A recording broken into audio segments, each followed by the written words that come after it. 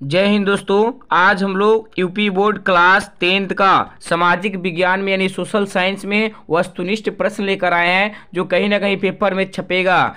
UP board के लिए कतई जहर प्रश्न होगा, एकदम अब की बार आना तय है। आपका मार्च में जो एग्जाम होने वाली है उसमें टपकेगा। पूरे वीडियो तक आप लोग बने रहे, इस प्रश्न को पूरे विस्तार से जानकारी दी जाएगी। ठीक है, पहला क्वेश्चन जानेंगे, फ्रांस की क्रांति कब प्रारंभ हुई? तो ऑप्शन बी हो जाएगा 1789 में। ठीक है, ये फ्रांस की क्रांति जब हुई थी 1789 में, इस क्रांति को राज्य क्रांति भी कहा जाता है, ये भी बात याद रखेंगे। और उस समय फ्रांस का राजा लुई 16वां था, याद रखेंगे।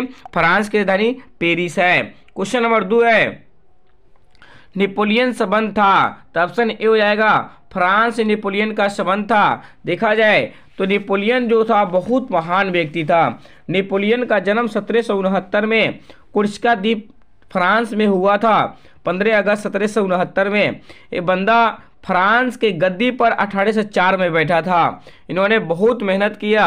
इन्हीं के मेहनत से जर्मनी का एकीकरण और इटली का एकीकरण की नींव रखी गई थी, ये भी बात याद रखेंगे। ठीक है, और भारत का नेपोलियन किसे कहता है? समुद्रगुप्त को, ये भी बात याद रखेंगे। क्वेश्चन नंबर 3 है, जलियांवाला बाग की घटना कब हुई? तो ऑप्शन सी हो जाएगा 13 अप्रैल 1919 को जलियांवाला बाग की घटना हुई थी। उस समय भारत का वायसराय लॉर्ड चेम्सफोर्ड थे, याद रखेंगे। इस जलियांवाला बाग हत्याकांड कहाँ हुआ था? तो पंजाब के अमृतसर में हुआ था। क्यों हुआ था?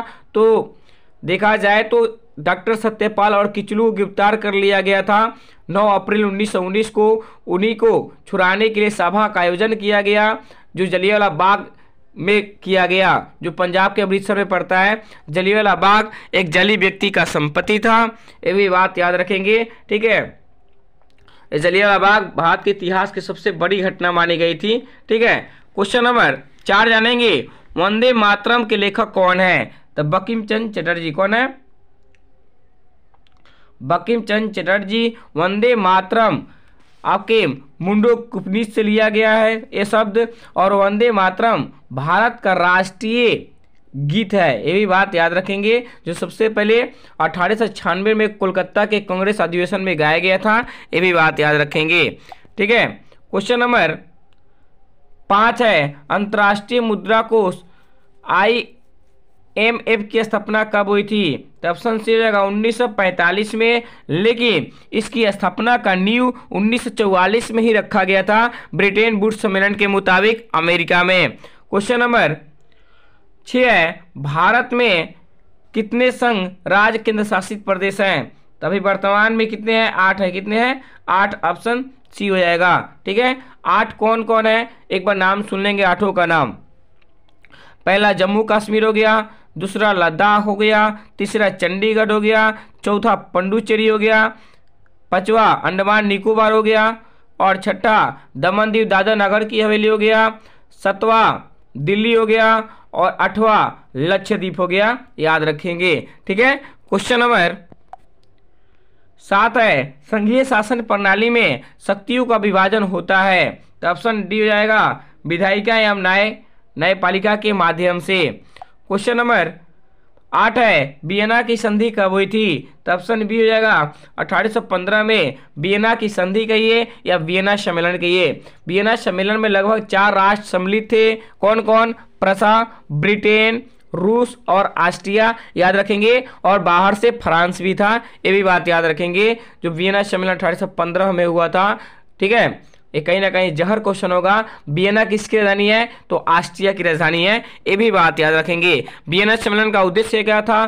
तो जो नेपोलियन ने फ्रांस में जो शासन जमाया था उसको खत्म कर मेटरनिक युग को लाना सबसे बड़ा इसका उद्देश्य था, ये भी बात याद रखेंगे। क्वेश्चन नंबर 9 है, भारत में पंचायती राज व्यवस्था कब स्थापना कब हुई थी? तो इसका आंसर रियल में देखा जाए तो 1959 होना चाहिए। 2 अक्टूबर 1959 में नागौर जिला राजस्थान में किया गया था, लेकिन ये कार्य देखा जाए तो 1992 से शुरू कर दिया गया था। ठीक है, 1992 से इसको पारित कर दिया गया, और रियल में स्थापना कब हुआ था? 1959 में, ये भी बात याद रखेंगे। क्वेश्चन नंबर 10 है, निम्नलिखित में से क्या भारतीय लोकतंत्र की प्रमुख चुनौती है?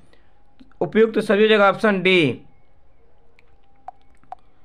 क्वेश्चन नंबर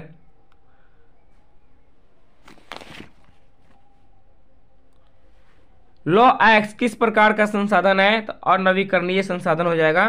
ठीक है।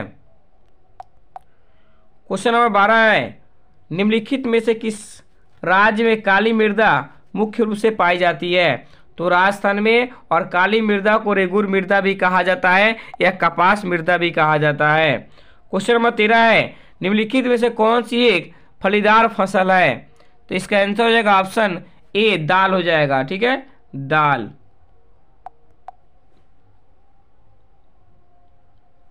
क्वेश्चन नंबर 14 है, मोनाजाइट रेत में निम्नलिखित में से कौन सा खनिज पाया जाता है?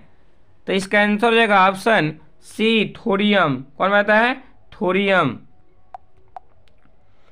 क्वेश्चन नंबर 15 है, निम्नलिखित में से कौन सा शब्द दो या दो से अधिक देशों के व्यापार को दर्शाता है? तो अंतर्राष्ट्रीय व्यापार हो जाएगा। अंतर्राष्ट्रीय व्यापार उस व्यापार को कहा जाता है जो एक देश की वस्तु किसी अन्य देश में जाती है, उसी को अंतर्राष्ट्रीय व्यापार कहा जाता है, इंटरनेशनल ट्रेड। क्वेश्चन नंबर 16 है, सामान्यतः किसी देश का विकास किस आधार पर निर्धारित हो सकता है? तो उपयुक्त सभी हो जाएगा ऑप्शन डी। क्वेश्चन नंबर 17 है, निम्नलिखित पड़ोसी देशों में से मानव विकास के लिहाज से किस देश की स्थिति भारत से बेहतर है? तो ऑप्शन बी हो जाएगा श्रीलंका। की राजधानी कहाँ है? कोलंबो। ठीक है। श्रीलंका कब आजाद होता है? 1948 में। भी बात याद रखेंगे। ठीक है। क्वेश्चन नंबर 18 है, सार्वजनिक और निजी क्षेत्रों का विभाजन का आधार है? तो इसका आंसर होगा ऑप्शन सी, उद्यमों का स्वामित्व। उद्यमों का स्वामित्व। क्वेश्चन नंबर 19 है, स्वयं सहायता समूह में बचत और ऋण संबंधित अधिकार निर्णय लिए जाते हैं? तो सदस्यों के द्वारा स्वयं सहायता 15 से 20 महिलाओं का एक सदस्य होता है, उसी को स्वयं सहायता समूह कहा जाता है। वो सरकार से छोटा ऋण लेकर अपनी स्थिति को चलाते हैं, और अपनी स्थिति चल जाती है तो गांव समाज की भी स्थिति को सुधारने की चेष्टा करते हैं, उसी को स्वयं सहायता समूह कहा जाता है, जो 15 से 20 महिलाओं का समूह होता है। क्वेश्चन आज के लिए लास्ट जानेंगे, एक वस्तु का अधिकांशतः प्राकृतिक प्रक्रिया से उत्पादन किस गतिविधि का होती है?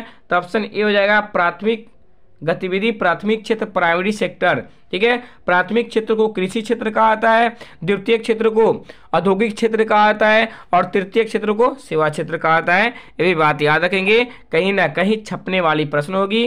ठीक है। आप लोगों को अच्छा लगा हो तो प्लीज़ इस वीडियो को लाइक कीजिए, सब्सक्राइब कीजिए, और कमेंट में बताइए ये वीडियो कैसा लगा।